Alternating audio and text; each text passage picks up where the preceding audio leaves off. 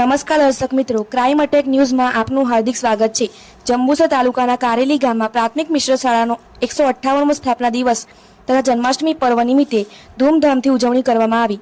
જંબુસર તાલુકાના કારેલી ગામે આચાર્ય શ્રી નયનભાઈ ભટ્ટ સાહેબ તથા તેમના સ્ટાફ દ્વારા પ્રાથમિક મિશ્ર શાળામાં 158મા શાળા સ્થાપના દિવસ નિમિત્તે કેક કાપી હતી। સાથે જન્માષ્ટમી પર્વ નિમિત્તે કેક કાપી મટકી ફોડવાનો કાર્યક્રમ તથા ગરબા પ્રોગ્રામ રાખી ખૂબ સુંદર આયોજન કરવામાં આવ્યું હતું। આ સમયે પૂર્વ તાલુકાના મહામંત્રી પિન્ટુભાઈ, માજી ડેપ્યુટી સરપંચ શ્રી હરેશભાઈ, શાળાના પૂર્વ આચાર્ય શ્રી નિરંજન પટેલ, માજી ડેપ્યુટી સરપંચ રફીકભાઈ, જય ભવાની ચેરિટેબલ ટ્રસ્ટના પ્રમુખ દત્તુભાઈ, એસએમસીના અધ્યક્ષ શ્રી સંગીતાબેન સિંધા તથા અન્ય આગેવાનો અને ગ્રામજનો ઉપસ્થિત રહ્યા હતા। આ સમયે બાળકો તથા શાળા સ્ટાફ દ્વારા ગરબે ઘૂમ્યા હતા તો બાળાઓએ સાંસ્કૃતિક પ્રોગ્રામ દ્વારા લોકોના દિલ જીતી લીધા હતા। ગામના આગેવાનો દ્વારા બાળકોને સ્થાપના દિવસ નિમિત્તે શાળાના ઇતિહાસ વિશે માહિતી આપી હતી। તમામ પ્રોગ્રામના અંતે બપોરના સમયે તમામ મહેમાનો તથા બાળકો માટે પ્રીતિ ભોજનનું સુંદર આયોજન કરવામાં આવ્યું હતું। આ તમામ પ્રોગ્રામનો મુખ્ય હેતુ હિન્દુ ધર્મ અને આપણી સંસ્કૃતિ જાળવી રાખવાનો હતો। ક્રાઇમ અટેક ન્યૂઝ સહતંત્રી નગીનભાઈ પરમાર।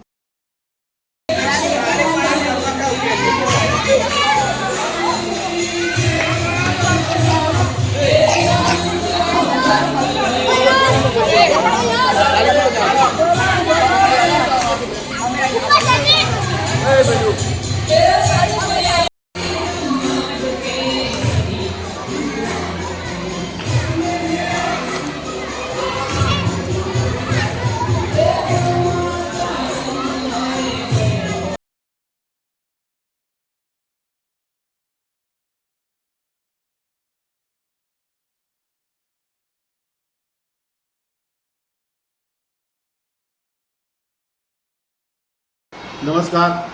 પ્રાથમિક મિશ્ર શાળા કારેલી ગૃપાચાર્ય શ્રી નયનભાઈ ભટ્ટ આજ રોજ પ્રાથમિક મિશ્ર શાળા કારેલીમાં 157 વર્ષ પૂર્ણ થતા હોય અમે શાળાની સ્થાપના દિનની અને કૃષ્ણ કનૈયા ભગવાન જગન્નાથ કાનુડાની જન્માષ્ટમીની જન્મજયંતિની ઉજવણી નિમિત્તે ગામના સૌ બાળકો, શાળાના બાળકો, ગામના વડીલો બધાને આમંત્રિત કર્યા। તાલુકામાંથી પણ બધા હતા અને એ બધાના સાથ સહકારથી અમે આ શાળાની સ્થાપના દિનની અને કૃષ્ણ કનૈયાની જન્મજયંતિની ઉજવણી કરી। ખૂબ મજા આવી। અમે હિન્દુ સંસ્કૃતિનું જે કંઈક સારી બાબતો છે, તુલસી પૂજન કરવું, જન્મજયંતિ ઉજવવી, આપણી હિન્દુ સંસ્કૃતિમાં જે સારી સારી બાબતો છે એ બાબતો બાળકોની અંદર જે વિસરાઈ ગયેલી બાબતો છે એ બાબતો બાળકોની અંદર આવે એના માટે અમે સતત શાળા પરિવાર, સમગ્ર સ્ટાફ અને ગામ લોકોના સહકારથી અમે આ પ્રવૃત્તિ કરી રહ્યા છીએ। અમે આ આખું વર્ષ બાળકોમાં શિસ્ત, સંસ્કાર અને શિક્ષણ આ એક થીમ ઉપર અમે આખું વર્ષ કામ કરવાના છે અને છેલ્લા 3 મહિનાથી અમે આ કામ કરી રહ્યા છીએ। એનું પોઝિટિવ રિઝલ્ટ મળી રહ્યું છે એવું ગામના વડીલોનું કહેવું છે અને એ અમે અનુભવ્યું પણ છે। તો આવી સતત પ્રવૃત્તિઓ અમે શાળામાં બાળકોના હિતમાં કરતા રહીશું। આગામી દિવસોમાં પણ ગણપતિ ઉત્સવ આવશે, એ વખતે પણ અમે ઇકો ફ્રેન્ડલી મૂર્તિ શાળામાં મૂકીને એ પણ બાળકોની અંદર આવે એક પ્રકારનો પ્રયત્ન કરવાના છે।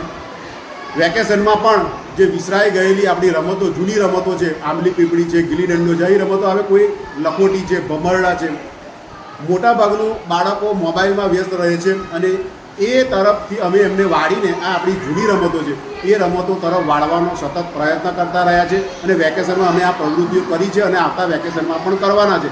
બાળકો ઘેરથી ટિફિન લઈને આવે, પાણી લઈને આવે અને પછી અમે આ બધી રમતો, જૂની રમતો તરફ એમને વાળવા માટેના સતત પ્રયત્નો કરતા રહ્યા છે અને આવા વિવિધ પ્રોગ્રામો અમે અવારનવાર કરતા રહીશું જેનાથી આપણી સંસ્કૃતિ એની વાતો એ બાળકોમાં જાય અને બાળકોમાં શિસ્ત સાથે સંસ્કાર અને શિક્ષણનું સિંચન થાય।